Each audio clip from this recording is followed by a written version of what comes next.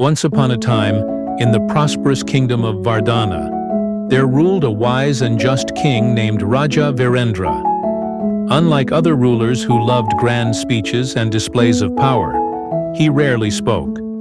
Instead, he observed, listened, and acted only when necessary.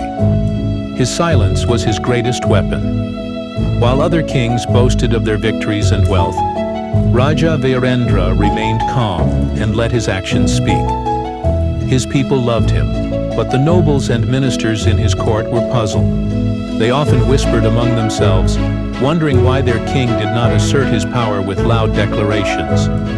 One day, a neighboring ruler, King Dhanraj, who was known for his arrogance and hunger for war, decided to test Raja Virendra. He believed silence was a sign of weakness. He sent a messenger to the court of Vardhana. The man smirked arrogantly as he addressed the king, his voice echoing through the royal hall.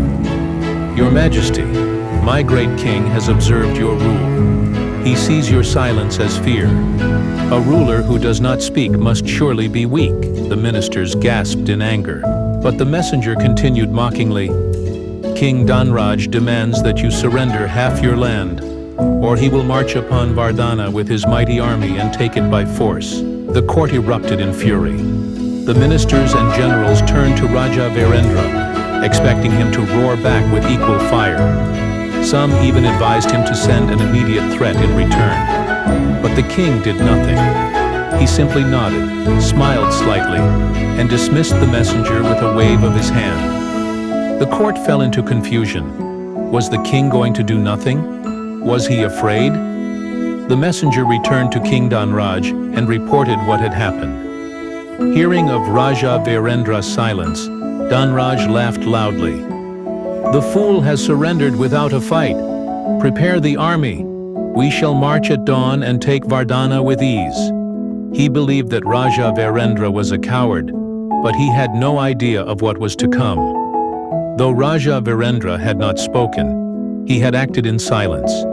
He ordered the riverbanks to be opened, flooding the main roads leading into his kingdom, making it difficult for enemy chariots to move. His soldiers captured enemy spies, feeding them false information, misleading King Dhanraj into thinking that Vardhana was weak and unprepared. The people of Vardhana were instructed to vacate villages near the border, leaving no supplies or food for the invading army. Raja Virendra's army did not wait at the capital. Instead, they hid in forests and mountains, ready for a surprise attack. All this was done without a single announcement, without a single declaration of war. At dawn, King Dhanraj's army marched confidently toward Vardhana. But as they advanced, disaster struck. The main roads were flooded, trapping their war chariots in deep mud. The enemy's food and supplies ran out as there were no villages left to raid. Exhausted and weakened, the enemy soldiers began to panic. And then, out of nowhere, the hidden warriors of Vardhana attacked. From the forests, arrows rained down upon the enemy. From the mountains, boulders rolled down, crushing their formations. The ambush was swift, precise, and devastating. Within a day, King Dhanraj's army was completely broken. Humiliated and defeated, he fled back to his kingdom, barely escaping with his life. Realizing his mistake, King Dhanraj swallowed his pride and sent a messenger again, but this time with an offer of peace. When the messenger arrived, the court was silent, waiting to see how Raja Virendra would respond. This time, he spoke just one sentence. "A lion doesn't need to announce its strength. It simply acts when the time is right."